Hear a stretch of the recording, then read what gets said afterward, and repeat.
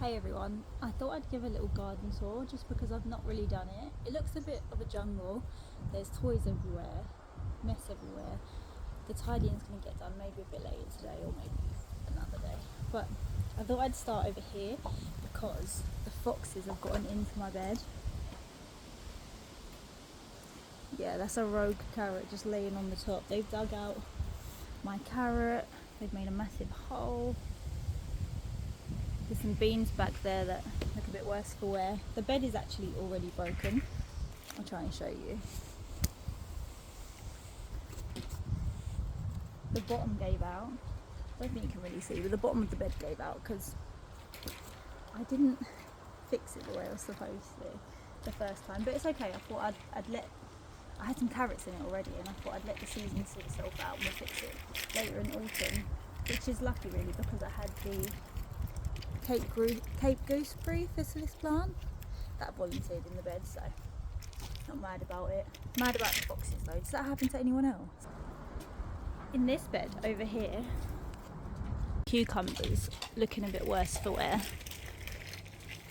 Nice one growing there. I have, or had, most of it had at this point in time, marigolds. Got some purple beans to pick still, they keep coming. Chamomile was a volunteer, soul seeded in this bed. Love that. It's like my favourite thing. If you don't know anything about me, know that I love volunteers. I like plants to surprise me. In between the bed, got some chives in a pot.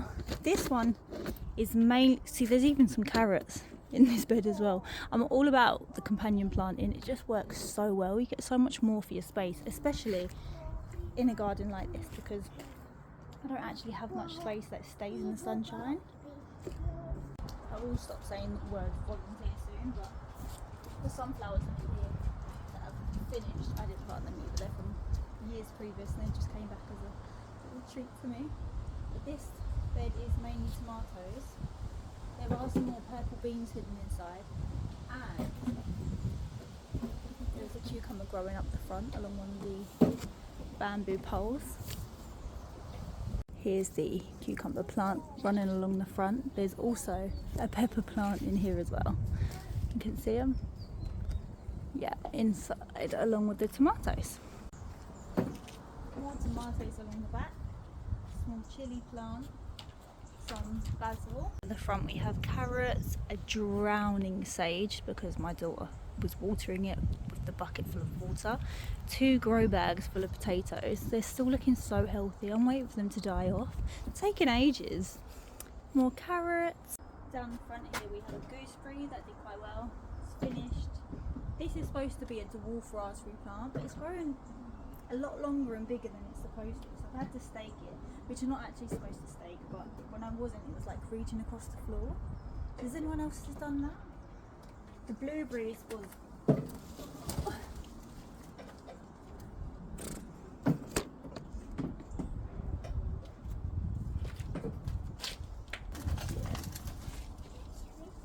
had so many of them, so many blueberries. This is an apple tree that is looking a bit crispity crunchy.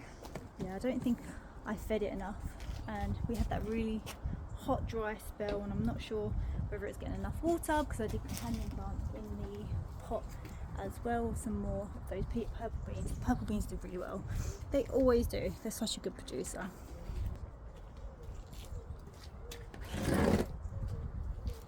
This is apple mint, and never plant it in your garden because it will take over, and any gardener will tell you, don't do it. But this is in a pot, and I got this for like 50p because I saved it from the garden centre, which is my favourite thing to do. And yeah, I love it. Tastes really good. Snack peppers. Some are turning yellow. They taste so nice. They're really snappy and crunchy, really sweet. A chili plant. Looks like I've got some to take off there as well, which is nice. This is my cucumber plant, and it is just prolific. You get so many of them, and I find that some people hate them. They're like, oh, they're disgusting, I'll never grow them. I think you either love them or hate them, because to me they just taste like little cucumbers. I think if you like cucumbers, How can you not like them? People say it has a bit of like a lime taste. They just taste like cucumbers to me, and my boy loves them. Pots down here we have more chilies, and inside we had some more purple beans. The theme is they've got to have purple beans in every pot because I like a big harvest. Ignoring all the kids' toys. These are Brussels sprouts. I got these Brussels sprouts as plugs from the garden centre, and the snails have done some damage. I don't know if they're going to make it. I think they might. This strip along this fence, as you can see, is mainly in shade most of the time, so that makes it a bit more ideal. So I have like brassicas growing in there, cabbages, kale, broccoli, cauliflower. I've got some nasturtiums to grow in there as well to keep them away from the cabbages. Does it work? A little bit. But that's what you get when you're trying to grow organic. You have to share. I don't mind sharing as long as I get some. But when they kill it off, it's like, come on man, I put work into that. Another thing that doesn't mind growing in the shade is lettuce. So I have some lettuce growing over there, but I never have much luck with lettuce because I just don't think I sow enough. Because when it starts to grow, I start taking leaves of it to have in salads. So it never really gets like a whole big lettuce head for me to harvest, because I'm always just taking from it all the time. So maybe next year grow more lettuce. In this corner it looks a bit of a state, I know, but those are potatoes that can all be pulled. Back in that corner before I had peas as well, and the peas are finished, so it looks a bit crazy. Along the back fence, my strawberry farm, there are just pots and pots of strawberries, and at the minute me and my little one have potted up all the runners. The runners are like the shoots that they send out to make baby strawberry plants, so we've potted all them up, so hopefully next year we have like double. And this space that needs filling, it will have more brassica. I've got them on the windowsill as we speak, so I'm excited about that. This sad looking rhubarb, I've never grown rhubarb before. Got this only this year, so I can't harvest it this year. I have to wait until next. So I'm excited for that as well.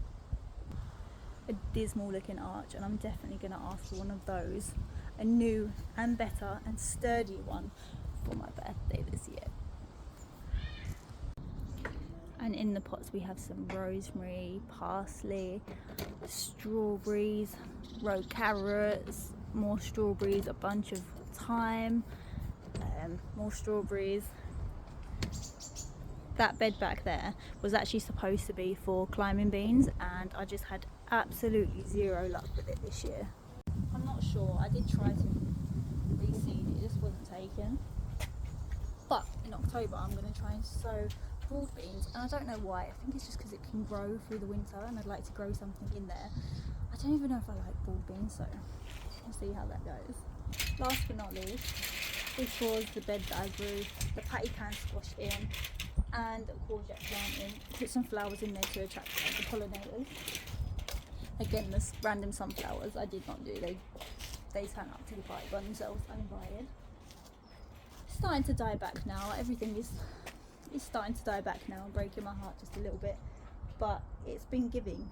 It's been giving and giving. And considering I'm in a one bed maisonette, so this is just a small garden, and I've had to do as much as I can with the space that I've got. So the shaded area for brassicas, the sunnier area for the heat loving plants like the tomatoes and peppers. I'm trying. We'll see how it goes. Every year I learn. I still feel like a beginner. I've probably been growing for about 5 years, which I think sounds like quite long if you've never grown anything in your life, but to me that's like 5 tries. 5 tries is still a beginner to me. So, and I don't think you ever really stop learning. Sometimes each year the weather is rainier or hotter, and you just can't predict how the year's going to go. But I love it, it's so much fun. That concludes the tour of my little kitchen garden. Thanks for watching, subscribe.